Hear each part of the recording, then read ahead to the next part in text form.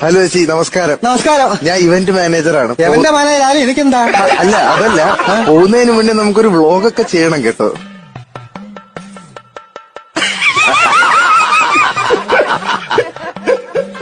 ഞാനേ ഇതൊരു കല്യാണമുണ്ടോ, ഞാൻ മറുപടി ഞാൻ തരുന്നില്ല ഞാന് കേട്ടോ.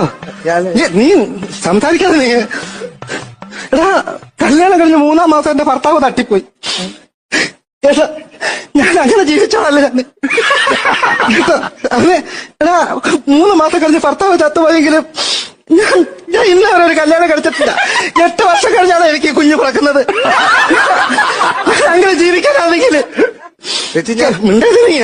മിണ്ട ഇത് കഴിയട്ടെ കേട്ടോ. പിന്നെ നിന്റെ പരിപാടിയൊക്കെ കാണുന്നോണ്ട് ഞാൻ നിന്നെ ഒന്നും നിങ്ങൾക്കറിയാവോ, നിങ്ങൾക്ക് ചിലപ്പോൾ മനസ്സിലാക്കി കാണത്തില്ല സാറേ. ഇവിടെ തൊപ്പി ചേരാത്ത കേരളത്തിൽ 2 പേരേ ഉള്ളൂ. ഒന്ന്